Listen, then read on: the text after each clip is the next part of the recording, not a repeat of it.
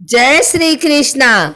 आइए सुनते हैं श्री कृष्ण लीला का 17वां अध्याय। श्री सुखदेव जी कहते हैं, परीक्षित, शरद ऋतु के कारण वह वन बड़ा सुंदर हो रहा था।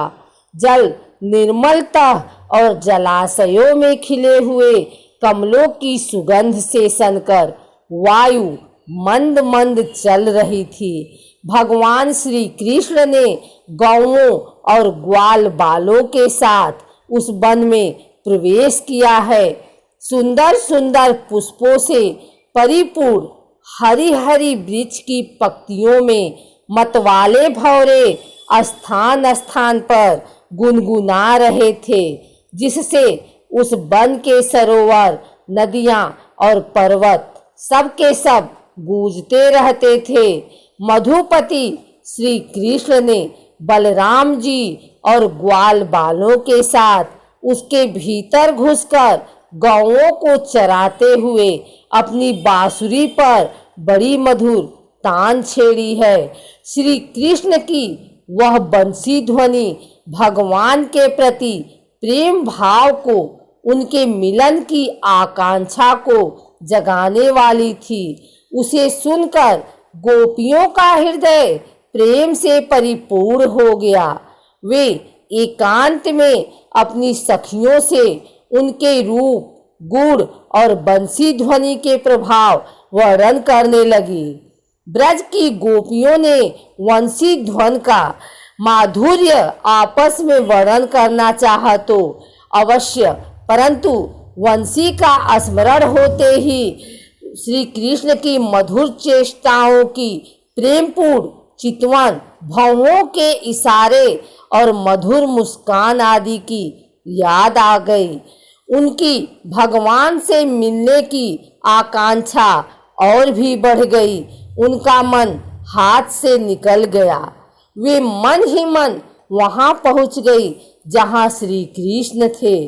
अब उनकी बारी बोले कैसे, वे उसके वर्णन में असमर्थ हो गई। वे मन ही मन देखने लगी कि श्री कृष्ण ग्वाल बालों के साथ वृंदावन में प्रवेश कर रहे हैं।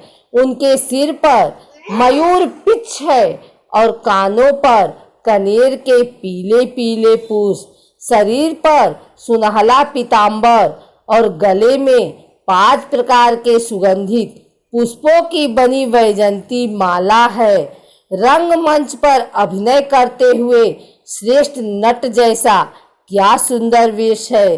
बांसुरी के छिद्रों को वे अपने अधरामृत से भर रहे हैं। उनके पीछे ग्वाल बाल उनकी लोक पावन कीर्ति का गान कर रहे हैं।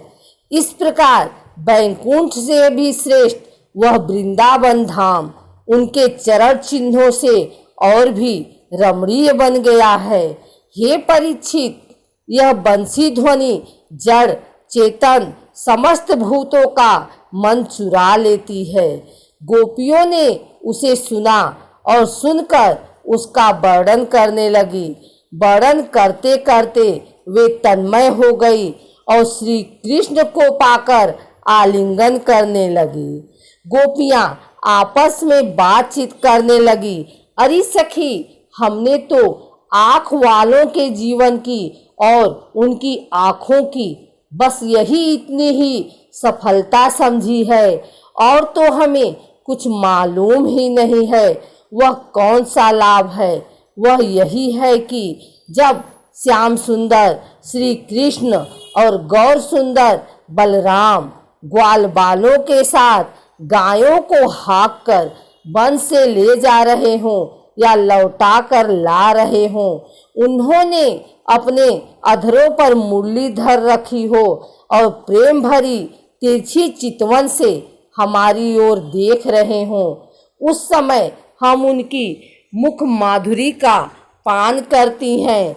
अरे सखी, जब वे आम की नई कोपलें, मोरों के पंख, फूलों के गुच्छे, रंग बिरंगे कमल और कुमुद की मालाएं धारण कर लेते हैं, श्री कृष्ण के सावले शरीर पर पीतांबर और बलराम के गोर शरीर पर नीलांबर फहराने लगता है, तब उनका वेश बड़ा ही विचित्र बन जाता है। ग्वाल बालों की गोष्ठी में वो दोनों बीचों बीच बैठ जाते हैं और मधुर संगीत की तान छेड़ देते हैं।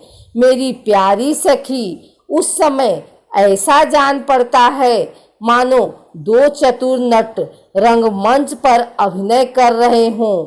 मैं क्या बताऊं कि उस समय उनकी कितनी शोभा होती है। अरे गोपियों, यह वेणु पुरुष जाति का होने पर भी पूर्व जन्म में न जाने ऐसा कौन सा साधन भजन कर चुका है कि हम गोपियों की अपनी संपत्ति दामोदर के अधरों की सुधा स्वयं ही इस प्रकार पिए जा रहा है कि हम लोगों के लिए थोड़ा सा भी रस शेष नहीं रह जाएगा। इस बेड़ू को अपने रस से सींचने वाली हिरदनियां आज कमलों के मिस रोमांचित हो रही हैं और अपने वंश में भगवत प्रेमी संतानों को देखकर श्रेष्ठ पुरुषों के समान वृक्ष भी इसके साथ अपना संबंध जोड़कर आंखों से अनाद्रक्षु बहा रहे हैं। अरे सखी, यह वृंदावन बैकुंठ लोक तक पृथ्वी की कीर्ति का विस्तार कर रहा है, क्योंकि यशोदानंदन श्री कृष्ण के चरण कमलों के चिन्हों से यह चिन्हित हो रहा है। सखी, जब श्री कृष्ण अपनी मुनिजन मोहिनी मुरली बजाते हैं तो मोर मतवाले होकर उसकी ताल पर नाचने लगते हैं। यह देखकर पर्वत की चोटियों पर विचरण करने वाले सभी पशु पक्षी चुपचाप शांत होकर खड़े रह जाते हैं। अरे सखी, जब प्राण वल्लभ श्री कृष्ण विचित्र वेश धारण करके बांसुरी बजाते हैं, तब मूढ़ बुद्धि वाली ये हरिणियां भी बंसी की तान सुनकर अपने पति कृष्ण सार मृगों के साथ नंद नंदन के पास चली आती हैं और अपनी प्रेम भरी बड़ी बड़ी आँखों से उन्हें निरखने लगती हैं।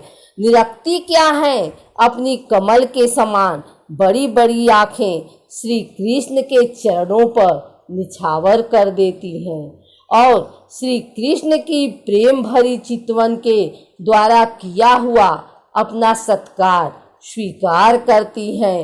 वास्तव में उनका जीवन धन्य है। हम वृंदावन की गोपी होने पर भी इस प्रकार अपने आप को निछावर नहीं कर पाती। हमारे घर वाले कूढ़ने लगते हैं, कितनी विडंबना है।